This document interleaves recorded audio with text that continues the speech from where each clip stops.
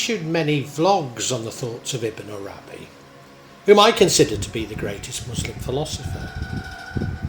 His writing is difficult to comprehend, and indeed often contradictory. But what has really perplexed me is how we can lead our lives based on the writing of Ibn Arabi, rather than simply using his life as an example. Well, thanks to Philip Home, yet again, I find another potential route via the Bektashi Sufi order. Of course, I was aware of the order and the legacy of Ibn Arabi on the order, but what Philip really brought home to me was just how important the writing of Ibn Arabi was on the practices of the order.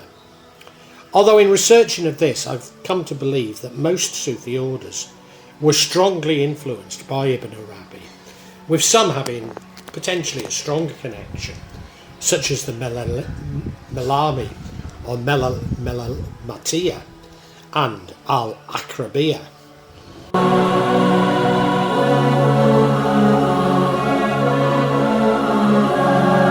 Ibn Arabi managed to merge philosophy with mysticism, thereby becoming an important influence on Sufism. His synthesis of philosophy and Sufism is characterised by its emphasis on the unity of existence, wadat al-wujud, that all existence is a manifestation of divine unity, and that ultimately everything is a reflection of God's oneness. Therefore, there is only one existence, which is the existence of Allah, whilst everything else is merely shadows. This profound perspective has far-reaching implications for understanding the nature of reality, the human condition and the role of the spiritual seeker. The manifestation of Allah, self-disclosure of God, is one of the main doctrines in his ontological philosophy. The doctrine is inspired by his deep reflections on the Qudsi hadith. I was a hidden treasure and I desired to be known, so I created creation, and through me they came to know me. According to this concept, creation is a manifestation of Allah through the signs of his creation. Therefore, Ibn Arabi asserts that through the universe, and meaning through the creation of the universe, Allah becomes known. As for the theorists and thinkers and the scholastic theologians, with their talk about the soul and its properties, none of them have grasped the reality. Such speculation can never grasp it. He who seeks to know the reality through theoretical speculation is flogging a dead horse. For he who seeks to know it by any means other than the one proper to it will never grasp it. Ibn Arabi. The creation of humans and the universe by Allah has a specific purpose, which is that he, Allah, wants to see the essence of his most beautiful names and see his own essence. This means that the universe is a mirror of Allah, and through his mirror Allah knows his own face and introduces it to the universe. But the cosmos is a mirror of Allah, but it is not Allah. The absolute existence is often referred to by Ibn Arabi as al-haq, absolute truth, or the most true. The various forms of existence in the universe are essentially the manifestations of the absolute self in limited phenomena. Meanwhile, what is often referred to as al-khalq, creation, and the many beings in it are considered his servants, where they represent diversity.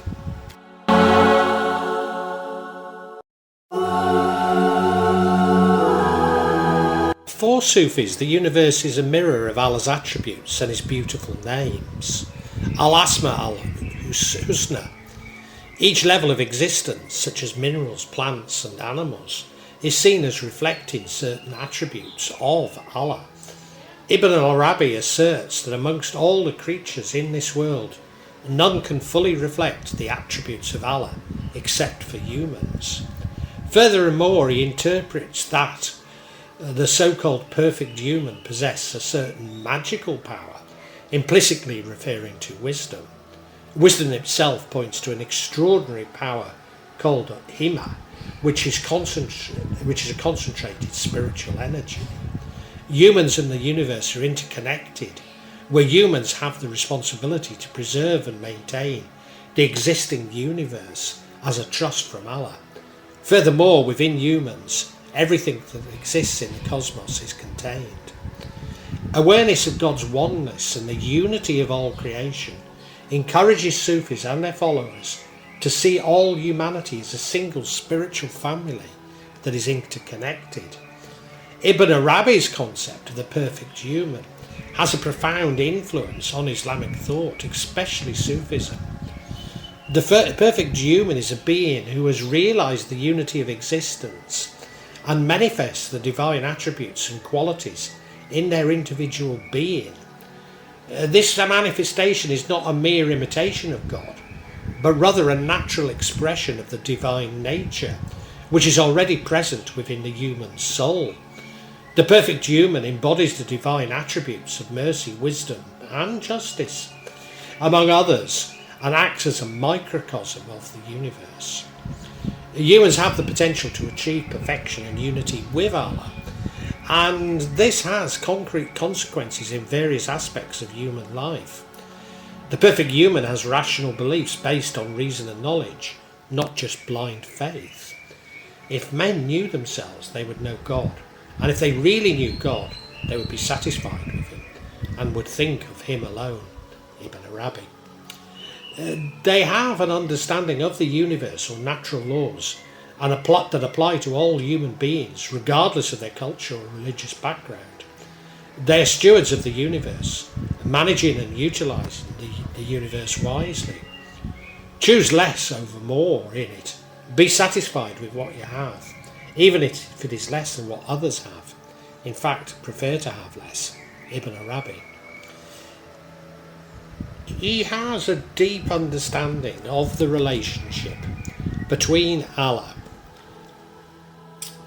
and humans, as well as the responsibility of humans to live according to spiritual values and noble ethics. There is a goal to create educated, ethical and responsible individuals who are capable of developing their full potential. Ibn Arabi stressed that the path to Marifa involved a process of self-purification and the elimination of the ego, where a Sufi must let go of the view that they are separate from God. Only then can a Sufi realise that the entire universe, including themselves, is a manifestation of God's existence. After his death in 1240, Ibn Arabi's writings and teachings quickly spread throughout the Islamic world. A central figure in this process was Sadr al-Din Kunawi, his foremost student, to whom he bequeathed his collection of books. Sadr al-Din wrote in both Arabic and Persian and attracted a group of very influential students to Konya in Seljuk, Turkey, where he lived at the time, as a Mevlana Jahal al-Din, at the same time as Mevlana Jahal al-Din Rumi. Ibn Arabi's ideas have shaped the development of Sufism, influencing prominent Sufi masters such as Rumi, Ibn Hamza and Atta of Nishapur. Ibn Arabi's philosophy has also influenced Islamic philosophers such as Mullah Sadra and Mir Damad, who have built upon his ideas and expanded them further. The centuries that followed witnessed the rapid spread of Sufi orders all over the Muslim world, and Sufism became the popular form of Islam, with much less theory and more ritual and practice. The founders of the schools were better known for their piety and spiritual leadership than for their speculation. That is why Ibn Arabi's theosophy and mystical philosophy remained unchallenged. They were in fact the only source of inspiration to anyone who discoursed on the subject and the unity of being, whether in Arabic-speaking countries or in Persia or Turkey.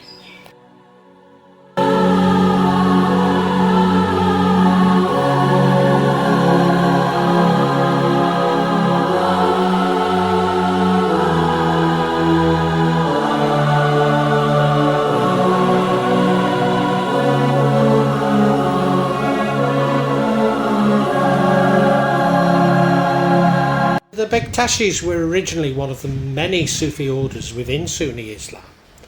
They originated in Anatolia as the followers of the 13th century scholar Bektash, who himself studied under Central Asian mystic Ahmad Yasawi. The doctrines and rituals of the Bektashia were codified by the mystic Abalim Sultan, who considered the Pirathani the second elder by the Bektashis. By the 16th century, the order had adopted some tenets of 12 Shia Islam, including the veneration of Ali, the son-in-law of the Prophet Muhammad, and the 12 imams, as well as a variety of syncretic beliefs. The Bektashis acquired political importance in the 15th century, when the order dominated the Janissary Corps. After the foundation of the Turkish Republic, the country's leader, Kemal Ataturk, banned religious institutions that were not part of the Directorate of Religious Affairs, and the community's headquarters relocated to Albania. Salim Nijazi, the last Debaba in Turkey and the first in Albania. The order became involved in Albanian politics, and some of its members, including Ismail Kumamali, were major leaders of the Albanian national awakening. There are over 7 million Bektashis worldwide, although more recent studies put the figure as high as 20 million. Bektashis are mainly found throughout Anatolia, the Balkans, and amongst Ottoman-era Greek Muslim communities. Bektashis believe in God and follow the prophets. Bektashis claim the heritage of Haji Bektash Veli, who was a descendant of Ali, Hussein ibn Ali, Ali al-Sajjad, and other imams. In contrast to many 12 Shia, Bektashis represent all companions of Muhammad, including Abu Bakr, Umar, Uthman, Talha, Muawiyah, though consider Ali to be the superior of all companions. Bektashis base their practices and rituals on their non-orthodox and mystical interpretation and understanding of Al-Quran, the prophetic practice Sunnah. They have no written doctrine specific to them, thus rules and rituals may differ depending on under whose influence one has been taught. Bektashis generally revere Sufi mystics outside their own order, such as Ibn Arabi, al-Ghazali, Jalaluddin Rumi, who are close in spirit to them. Like many Sufis, the Bektashis are relatively lax in observing Sharia laws, and women as well as men can take part in ritual alcohol drinking and dancing devoted during devotional ceremonies called kems. The religious emphasises personal spiritual development in monastic communities, tekes. The Bektashis in the Balkans adapted such Christian practices as ritual sharing of bread, the confession of sins, and celibacy of monastic spiritual father, the Babas. Maybe this is best explained by a Bektashi joke. A Bektashi was praying in a mosque. While those around him were praying, "May God grant me faith," he muttered, "May God grant me plenty of wine." The Imam heard him and angrily asked why instead of asking for faith like everyone else, he was asking God for something sinful. The Bektashi replied, "Well, everyone asks for what they don't have." In spite of this last observation, they believe that there are 4 gates that they must be traversed. Firstly, the Sharia, religious law. Taraka, the spiritual path. Marifa, true knowledge. And Hakika, the truth. Bektashis hold the Quran as 2 levels of meaning, an outer, the Zahir, and the inner, the Batin. They hold that the latter to be superior and eternal, and is reflected in their understanding of both the universe and humanity, a view they share with Ismailis, with whom they share many other values. Based on Ibn Arabi's concept of the perfect man, the oneness of being and the unity of being. Bektashis believe the Sufi is he whose heart is sincere, safa, towards God. The Sufi is he who connects towards God, is sincere, and towards whom God's blessing is sincere. To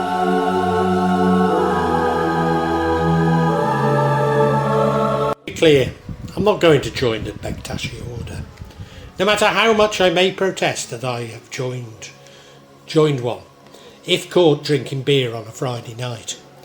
My reluctance is partly because I'm a foreigner living in Indonesia, and engaging anything a little complicated is difficult, not least as my Bahasa Indonesia is rudimentary.